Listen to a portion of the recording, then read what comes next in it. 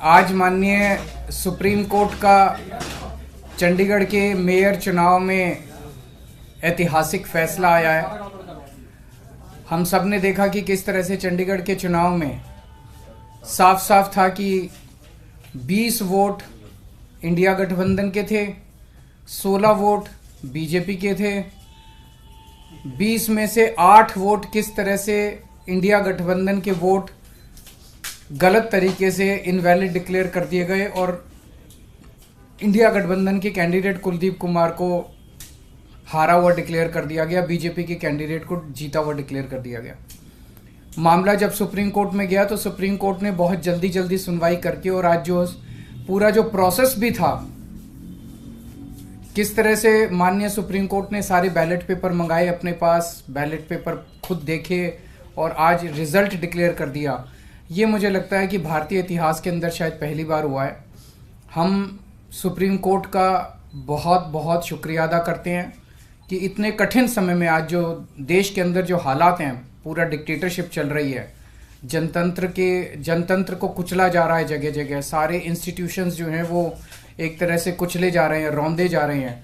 ऐसे में supreme court का ये जो फैसला है ये बहुत मायने रखता है जनतंत्र के लिए और जनतंत्र को बचाने के लिए ये सुप्रीम कोर्ट का फैसला बहुत अहम है। इंडिया गठबंधन, इसलिए हम सुप्रीम कोर्ट का बहुत बहुत शुक्रिया अदा करते हैं। इंडिया गठबंधन की ये बहुत बड़ी जीत है, पहली जीत है, बहुत बड़ी जीत है और बहुत बड़े मायने रखती है।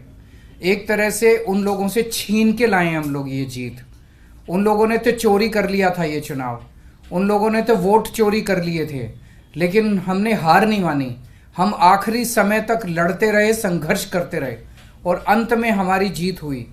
तो ये पूरे देश के लिए, इंडिया गठबंधन के लिए बहुत बड़ी जीत है और बहुत बड़ा संकेत देती है देश को।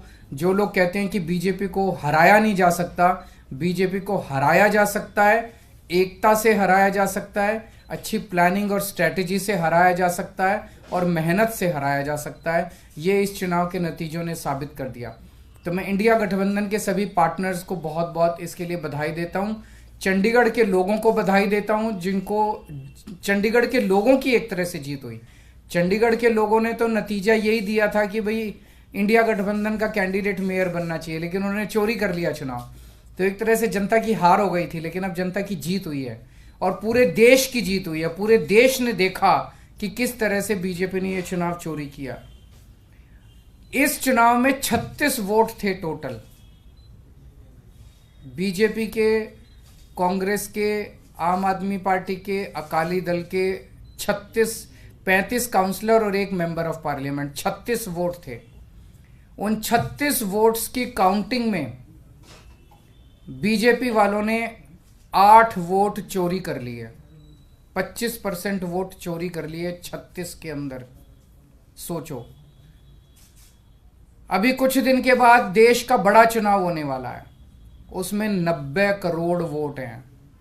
अगर ये 36 वोट में से 25% वोट चोरी कर सकते हैं, 90 करोड़ वोटों में ये कितने वोटों की चोरी करेंगे, सोच के भी रूह कांप उठती है, रोंगटे खड़े हो जाते हैं।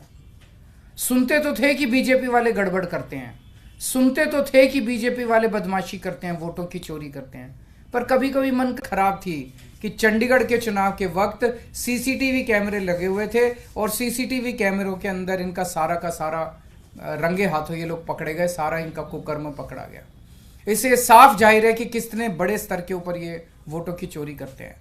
अब बड़ा मसला ये है, पूरे देश को सोचना पड़ेगा कि अगर जनतंत्र नहीं बचेगा तो कुछ नहीं बचेगा। आज जितनी कॉन्फिडेंस के साथ ये कह रहे हैं 370 सीट आएंगी, 370 सीट आएंगी, एक तरह से देश के लोगों को चैलेंज कर रहे हैं ये लोग कि तुम्हारे वोट की जरूरत नहीं है हम लोगों को, हमारी तो आ रही है 370 सीट। तुम्हारे वोट की जरूरत नहीं है हम लोगों को, हमारी तो आ रही है 370 सीट। अगर उन्हें इतना कॉन्फिडेंस है 370 सीट का, कहां से आ रहा है ये कॉन्फिडेंस? कुछ तो गड़बड़ कर रखी है इन्होंने।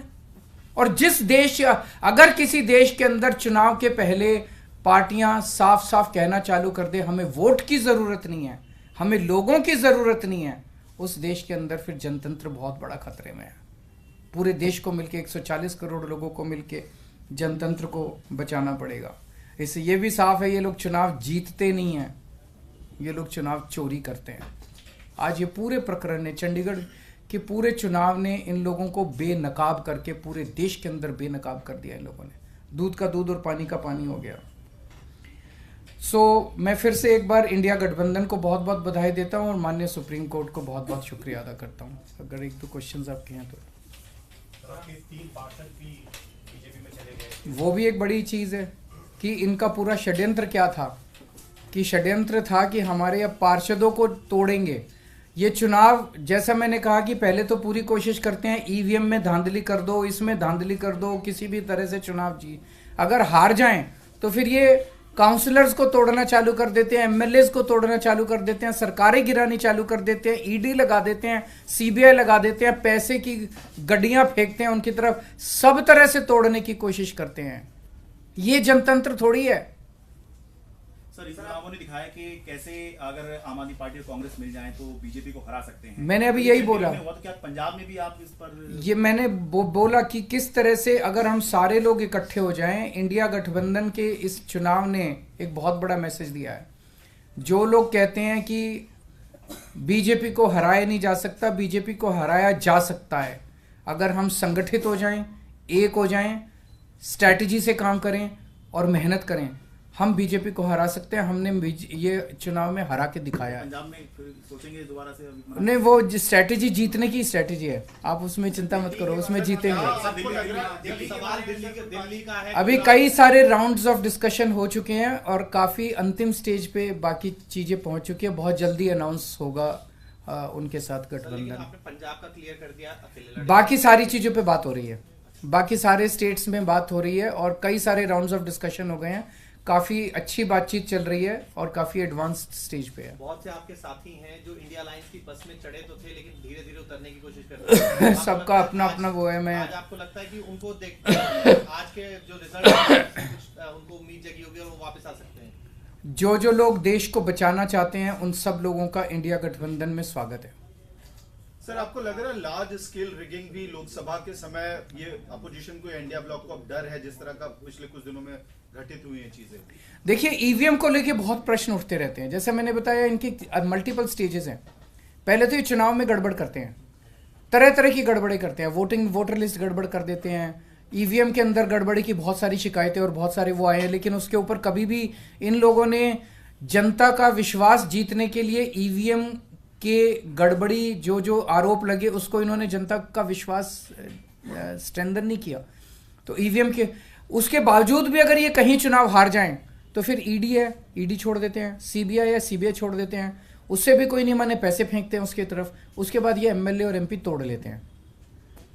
इस तरह से जनतंत्र मल्टीपल लेवल पे अब खतरे में है और जनतंत्र सबसे इंपॉर्टेंट है देश के अंदर। जनता की चलनी चाहिए, जनता अपनी सरकार चुने। अगर जनता की नहीं चलेगी और एक किसी व्यक्ति को अगर ये अहंकार हो जाएगा कि हमारी तो 370 सीट आ रही है, जनता की तो जरूरत ही नहीं है, 140 करोड़ लोगों की मुझे क्या जरूरत है, मेरी तो 370 सीट आ रही है, तो उसके बाद जनता कहां जाएगी? जनता अपना घर बैठे, वो कह रहे हैं कि जनता घर बैठे, हमें तुम्हारी जरूरत नहीं है।